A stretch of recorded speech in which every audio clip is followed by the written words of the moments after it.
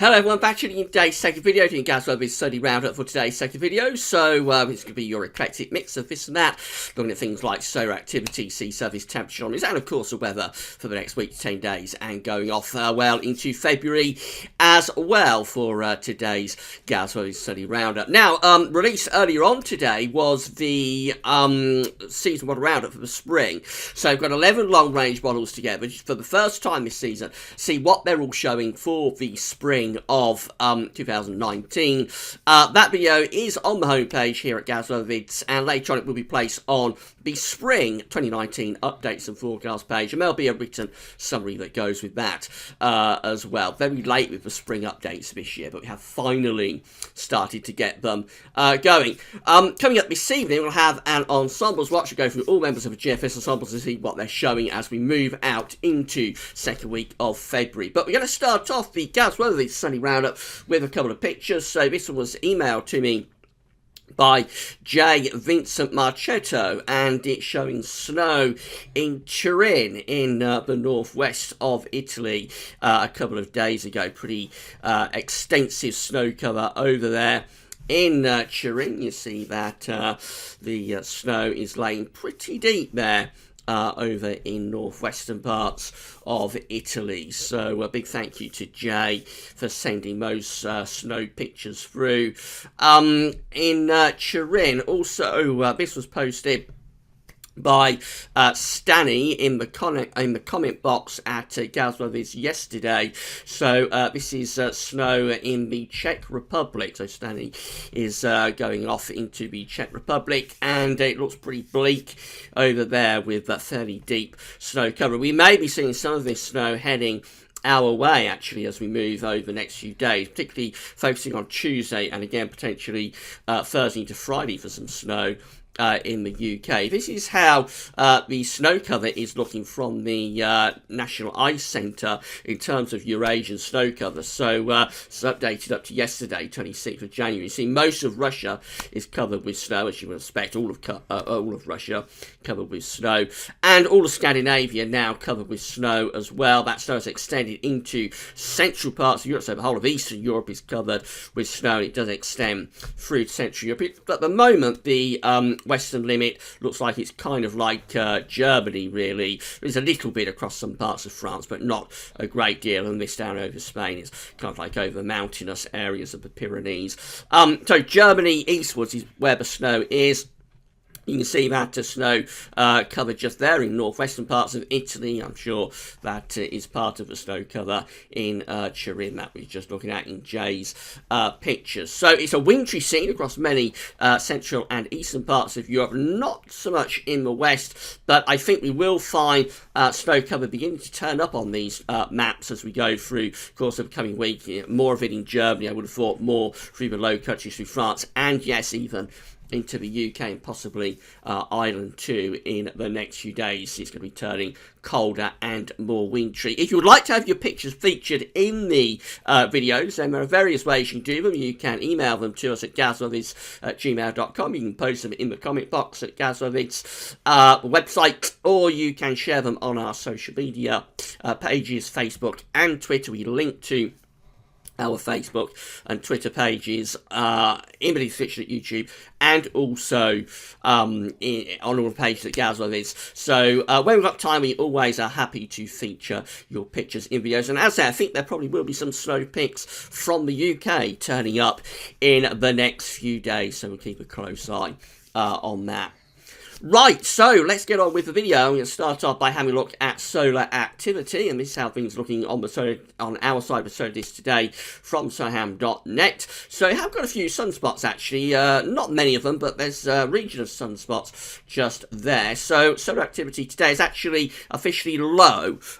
Typically it's tended to be very low over the past few months, but today it's just low, and that's because we have got that region of sunspots over there. It's forecast to stay at low or very low levels over the next 3 days, which is what you'd expect as we are well and truly into solar minimum, of course. Right, this is the GWV Sunday Roundup Solar Activity Tracker, updated to today by a good friend, James Ackrill. So big thanks to James for keeping the solar tracker updated, you can see that we have just had a little bit of a tick up in solar activity since last week. So the orange line here is depicting each individual day's sunspots. So we have gone through a slightly more active period of solar activity over the past few days. I mean, we're talking about a very low level of activity, but compared to the days that we've had previously, I think this is the most active that we've been, possibly going back into last summer, actually. Possibly going back to around there, which is kind of like into August. So the last real sort of burst of activity is up here back in June. So fairly active over the past couple of days, albeit at a low level, but fairly active compared to what we see for a little while. And it has been enough to lift up the trend lines, which are the thick green and the thick red lines. So it just ticked up a little bit over the past couple of days. I would expect those to drop backwards again in the coming days, because as we know, we are well and truly into solar minimum now, and I suspect this solar minimum is going to carry on through the rest of 2019, certainly the first half of it. Can't say when we're going to shift into the next solar cycle number 25, because you don't know that you've gone into the new solar cycle until it's happened. So you can't really forecast when it's going to occur, but I would suspect it will probably be towards the end of this year, possibly not even into next year. Big thank you to James for keeping the GWV solar activity tracker updated for us. This is how things are looking in the ocean. This is how things were looking in the oceans last week. So when we did Sunday Round-Up last week, of course, we've got 3 areas of interest. We've got the ENSO region, just there in the equatorial Pacific Ocean. We've got the northern Pacific up here, and then we've got the great swathe of the northern Atlantic over there. So that's how things were looking when we did last week's GWV Sunday Round-Up. This is the latest, and comparing the two, so let's deal with the ENSO region first of all. I think we've possibly seen a slight drop in the temperature in the ENSO region again, which is what you'd expect, because we're coming out of this weak El Nino, and we'll be going back towards ENSO neutral for the spring. Don't expect week by week the temperatures will gradually be dropping there, particularly this central part of the equatorial Pacific just here. We've got a few little splodges of blue starting to appear, telling us that temperature is in one or two very small areas going a little bit cooler than average, actually. Generally, it's still warmer than average in the equatorial Pacific, so it's still just about got a signature for El Nino, but it is rapidly weakening, and it is rapidly starting to go back towards ENSO neutral now. I think in the northern part of the Pacific Ocean, again, let's have a look at how things were last week. So that's the situation last week. This is the situation now. Very little change in the northern Pacific Ocean, although it might be cooling down a little bit over towards this Canadian and North American part of the northern Pacific, or I should say northeastern Pacific. So cooling down a little bit there, but overall very little change on last week. In the North Atlantic, again, this is how things were looking last week. This is the latest, so I think looking quite stable in the North Atlantic. We've definitely warmed things up a little bit to the south of Greenland in this area, so it's running quite cold there back towards the end of last year. We've lifted the temperature up a little bit there, and it still looks quite warm down in the tropical Atlantic near Africa as well. So the Atlantic has warmed a little bit over the past few weeks, I think, and this is probably, as we get towards the latter stages of winter, it will probably help us to start getting a bit of a change in the Atlantic pattern, slowing down the westerlies a little bit, and possibly going to a pattern that's a little bit colder. Notice the shallow waters around the Bay of Biscay and also through the Mediterranean are quite cold now. Of course, they are very shallow waters. They're prone to rapid temperature changes with the weather. So reason that's happened is that southern Europe, we have had some cold weather over the past few weeks down there in the Mediterranean. It's been pretty chilly, and so we can expect those sea surface temperature anomalies to probably cool down further, actually, through the Med as we go through the next few weeks. So, as I say, they're very shallow water, they're prone to rapid temperature changes with the weather, similar to the North Sea, the coast around the UK. The deeper waters of the Atlantic and Pacific Ocean, they change more slowly and over sort of monthly and yearly sort of timescales rather than weekly or daily timescales. This is how the Arctic oscillation observed and forecast chart is shaping up at the moment. So the red lines at the end here tell us where the GFS ensembles are forecasting the Arctic oscillation to go. The black line tells us where the Arctic oscillation has been. Remember, this is just an index that's reflecting the state of the atmosphere. It's not driving anything, it just tells you what the atmosphere is doing. So when the Arctic oscillation is in its positive phase, you've typically got low pressure up over the North Pole. But when the Arctic oscillation is in its negative phase, you'll tend to have high pressure up over the North Pole. You tend to have blocking somewhere over the North Pole. Now, the Arctic oscillation at the moment is in negative territory, quite significantly so. It's going to go even more negative, actually, as we move towards the start of February. That's the 1st of February just there, and we see a bit of a crash in the Arctic oscillation taking place then. So there is going to be high pressure up towards the pole. Going to be quite a lot of blocking within the northern latitudes. As we go further into the first week, then on into the second week of February, generally the Arctic oscillation is being forecast to stay in negative territory, but it is recovering back towards neutral with a lot of these ensemble members. You have one that's going positive, that one's an outlier. Most of these are lifting the AO by the second week of February back towards neutral, telling us that maybe the blocking signal will ease a little bit as we go further into February.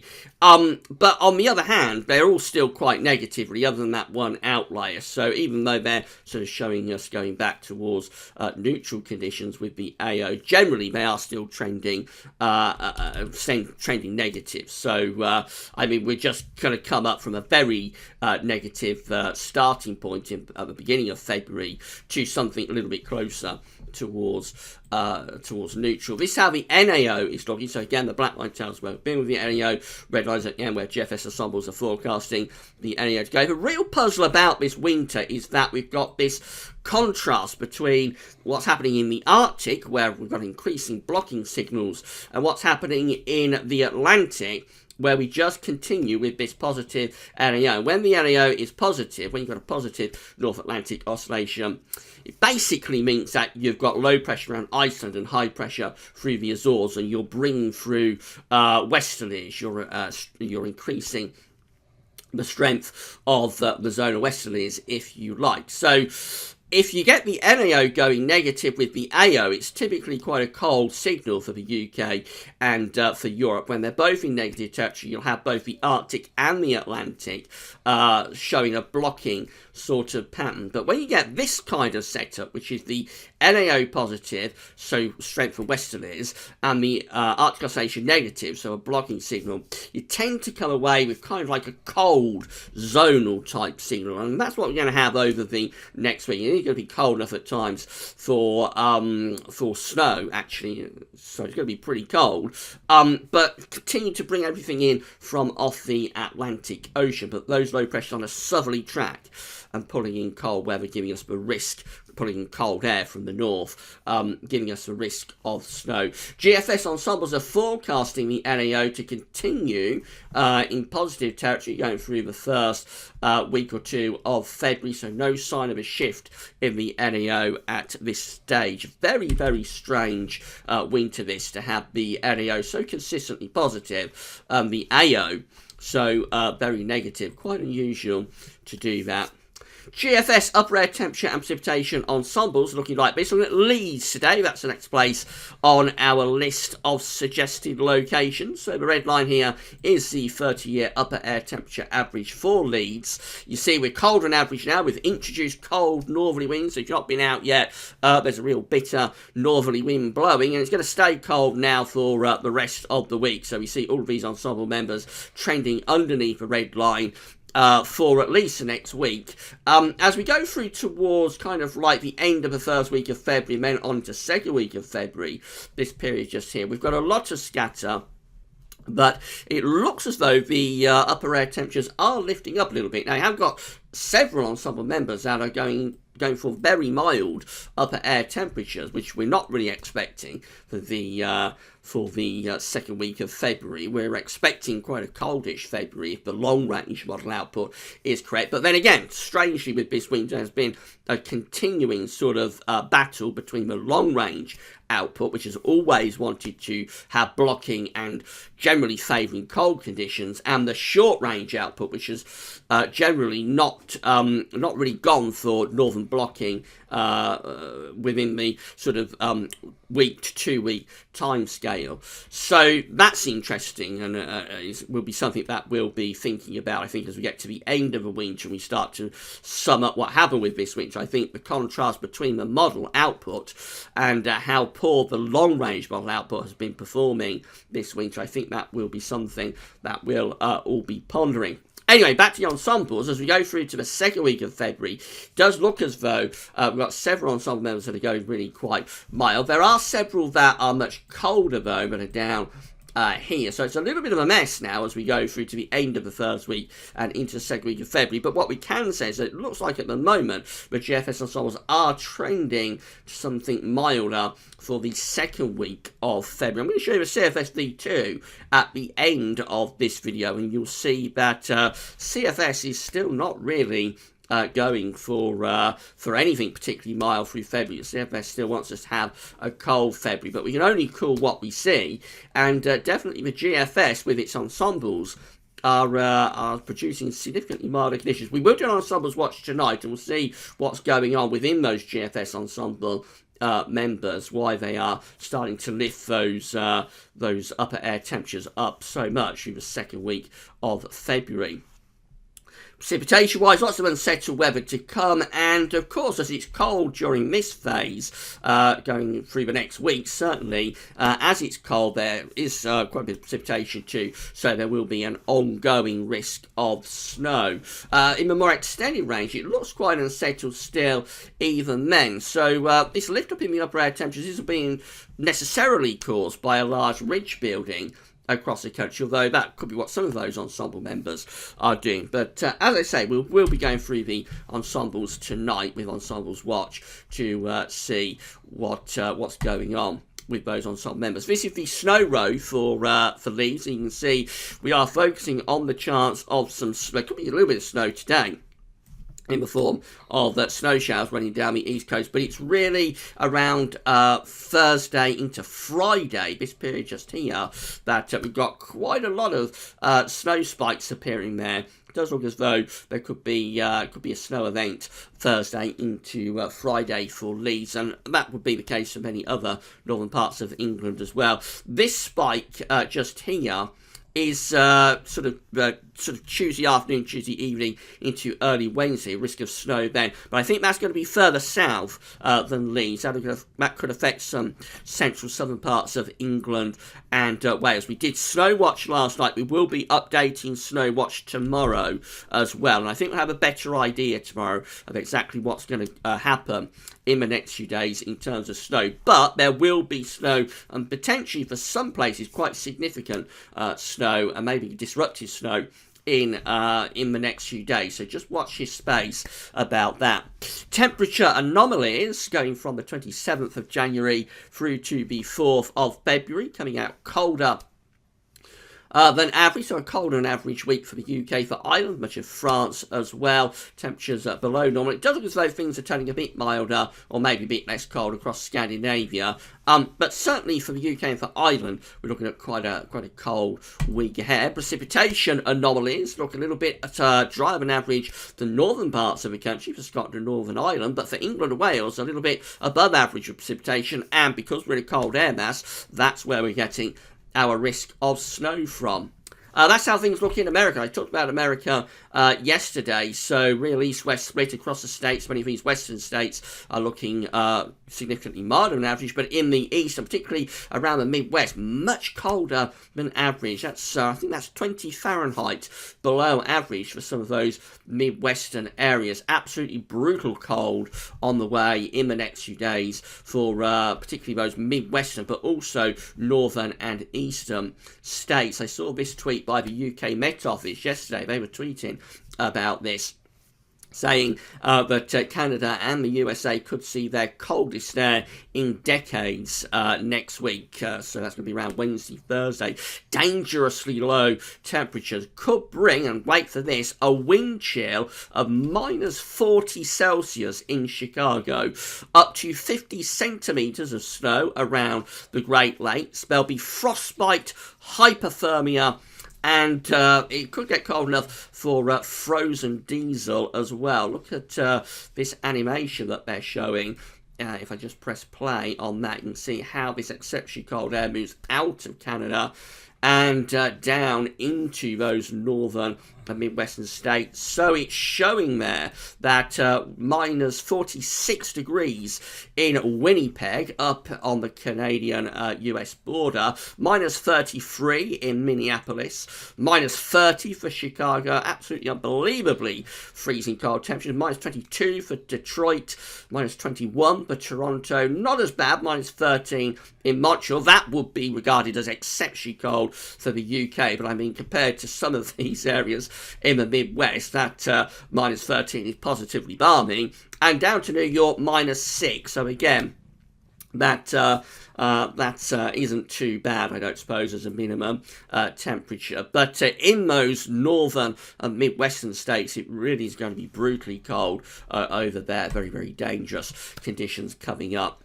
Right, back to home, and this is how the GFS operational run, the midnight run, was seen Wednesday. So this is midnight Tuesday to Wednesday. So it's this area of low pressure here across France that could bring us a snow event as we go through into sort of late Tuesday into Wednesday. That main low pressure looks like it's going to stay on the other side of the channel, but there's enough precipitation associated with it to possibly bring the risk of snow to some parts of central, southern and southeastern England.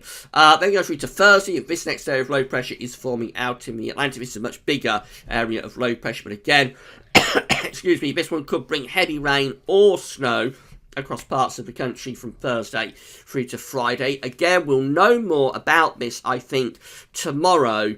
The situation both on Tuesday and Wednesday, and again on Thursday and Friday. We'll know a little bit more tomorrow when we update Snow Watch. But there is going to be snow around, I think, and maybe quite significant and quite disruptive in the next few days. That low pressure by Saturday is pulling away into France. We're starting to reintroduce these colder northerly winds once again. More low pressure coming in off the Atlantic next weekend, and again, it's within relatively cold air, so that might produce more rain, snow situations. So again, we'll have to keep a close eye on what's going on there with these areas of low pressure coming in off the Atlantic within quite cold air. That's Tuesday the 5th of February, and then we're starting to bring a low pressure in a little bit further northwards. So this is bringing a milder push in from off the Atlantic.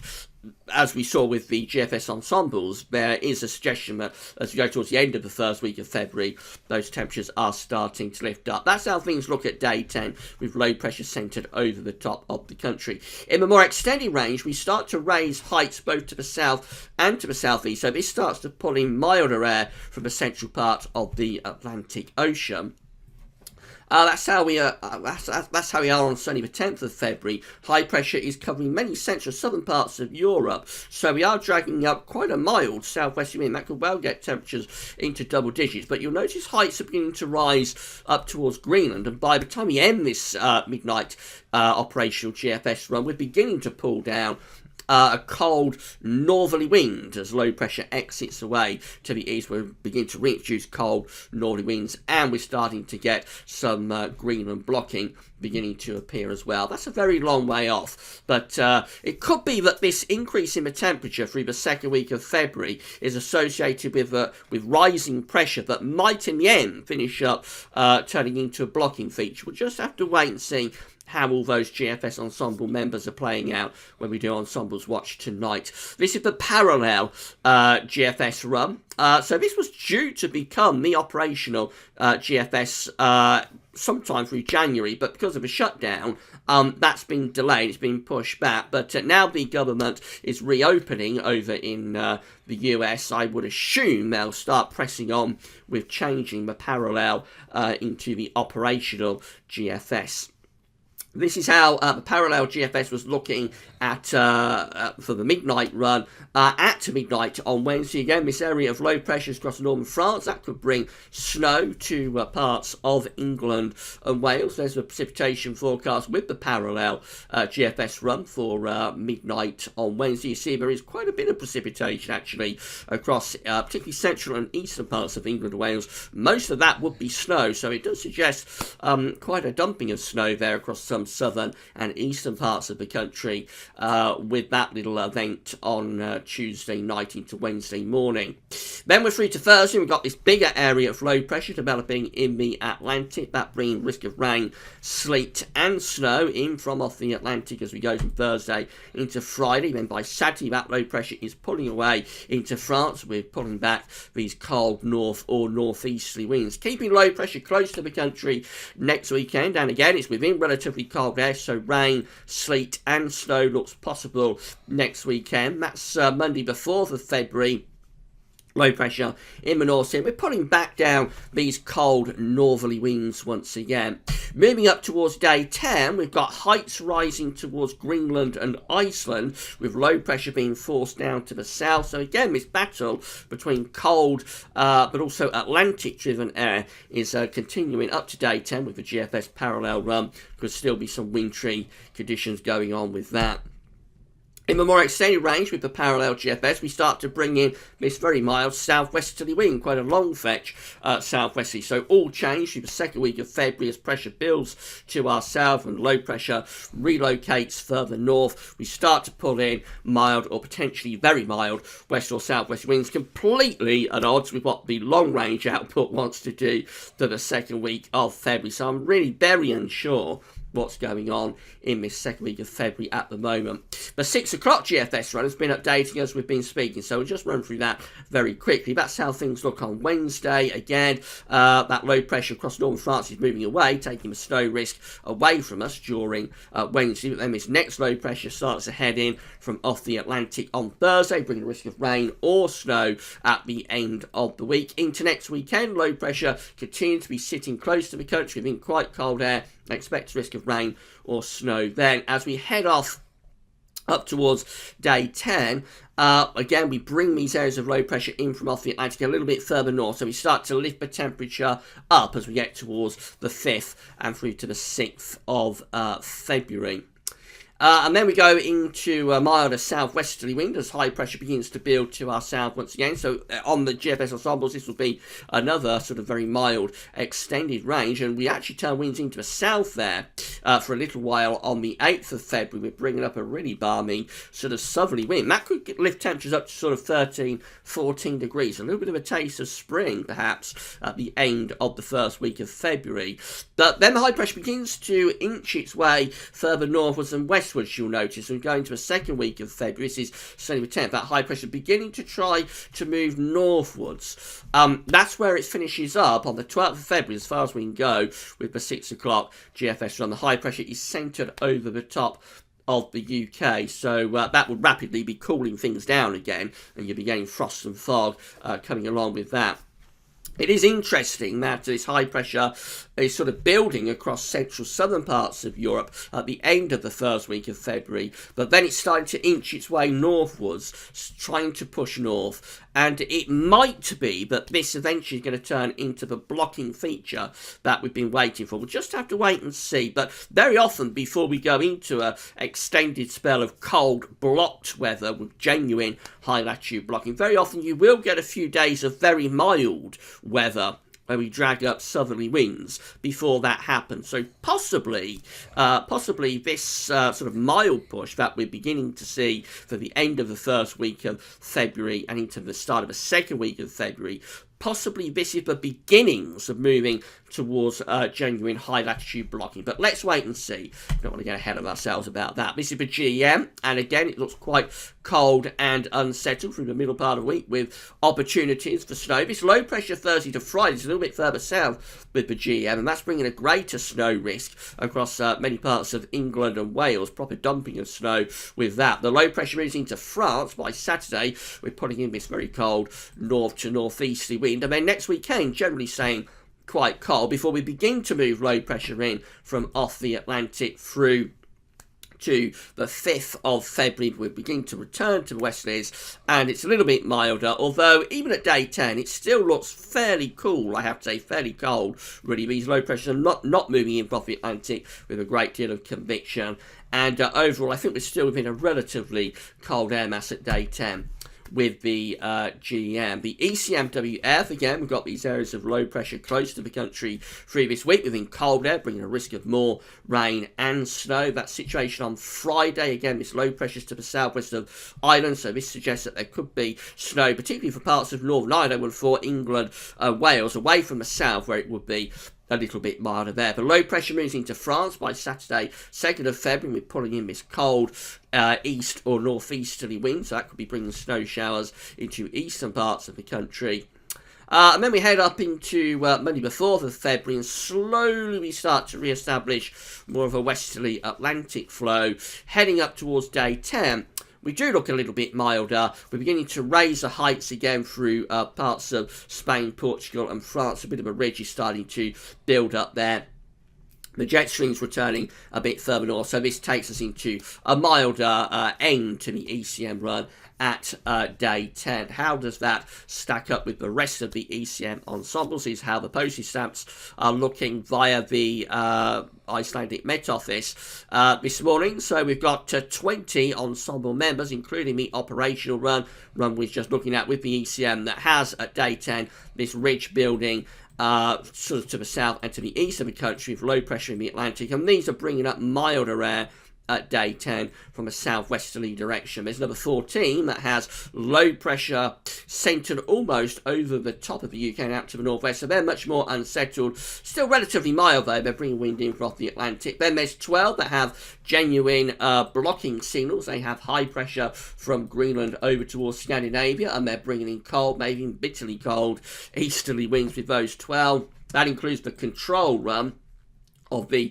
ECMWF as well. And then there's a very minority option of 5 that has Greenland blocking, high pressure centred towards Greenland, low pressure to the south of the UK. They're very cold as well, bringing in winds from the east or the northeast. But day 10, I think most of those GFS ensemble members still have us in an Atlantic flow, so not overly cold with those ones at day 10.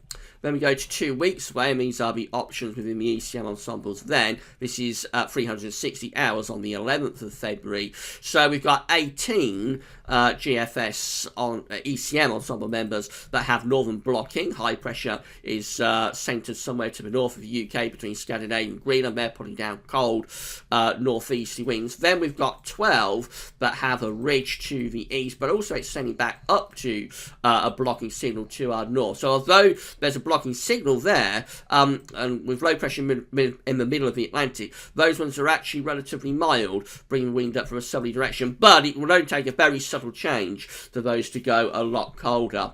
There's 11 that have high pressure around Greenland again, but they have a trough centred over the UK, so they're very unsettled, and probably not overly cold, but they are very unsettled.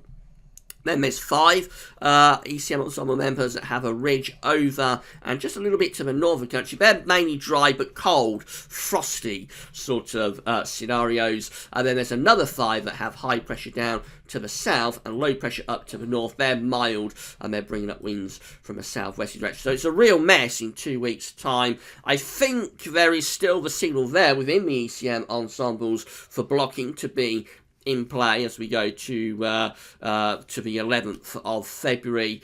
But a range of options are on the table, and it's again a very confused picture, as it has been all the way through this winter in terms of getting genuine northern or high latitude blocking going. Finally, the CFS V2 is looking like this. These are the 500 millbar heights broken down into week periods. The first week period takes us from the 27th of January to the 2nd of February, with below average height centred over the UK. It's unsettled and it's cold. There's a ridge in the middle of the Atlantic. Deep troughing to the east of America, of course, bringing a big freeze there. And we're on the cold side of the jet stream. So cold, unsettled, with some snow opportunities in the week ahead. Week 2 looks very similar. It's the 3rd to the 9th of February, still with that trough of below average heights over the top of the UK. Blocking signal is increasing around Greenland and extending back into the Arctic with a ridge in the middle of the Atlantic as well. Again, we're on the cold side of the jet with that trough of below average height, so cold and unsettled conditions maintained into week 2. Week 3, again, looks blocked. We've got high pressure from the middle of the Atlantic extending back up towards Greenland and into the pole, with low pressure to our south. Certainly no sign of those southwesterly winds and heights rising across France, Spain and Portugal that the GFS is beginning to hint at anyway. No sign of that at all from the CFS. CFS wants to keep a northern blocking signal and that trough going across central and western parts of Europe, keep things very unsettled. And that's how things look week 4. It's the 17th to the 23rd of February. Genuine high latitude blocking with a real large block of high pressure around Greenland. Low pressure is across central and western parts of Europe. We're bringing in a cold north to northeasterly wind. I mean, that's as good as it gets if you want cold weather. It doesn't get better than that, really. That will be very cold, very wintry there from the 17th to the 23rd of February. The question is, do we believe it? Do we think that we are going to get this genuine northern blocking that the CFS has been hinting at for so very long? Temperature anomalies in the week ahead, the 27th of January to the 2nd of February. Colder than average for the UK and Ireland, and very much in the freezer across northern and midwestern parts and eastern parts of America. Week 2, temperature anomalies from the 3rd to the 9th of February, colder than average for the UK and Ireland again. Week 3, temperature anomalies from the 10th to the 15th, little bit cold on average, not quite as cold as it is in weeks 1 and 2, but it is still below average. And then week 4, if anything, turns colder again, actually. This is the 17th to the 23rd of February, and it looks colder again through that week. Definitely a substantially colder than average February coming up if this is right. The question is, it's a big if the CFS is right. Cold February is on the way. This is the 700 millibar height anomaly for February from the CFS. It looks tremendously blocked with high pressure from the mid-Atlantic going through to Greenland. There's that trough of below average heights centred over and to the south of the UK, and we're pulling in cold north or northeast wind. This is a temperature anomaly from the CFS V2 for February. So it's showing a cold month on both sides of the Atlantic. Many eastern parts of America, northern parts of America have a cold February, but also too does the UK. Look at that. We are job to make out. We're on the very edge of the map, but definitely we are colder than average for February there, as is most parts of northern Europe as well. An extremely cold February being forecast across Siberia, interestingly. But definitely the CFS wants to bring us a cold February with a lot of northern blocking. But the question is, do we believe it? Because we've been seeing these signals for so very long, and we are still struggling to get genuine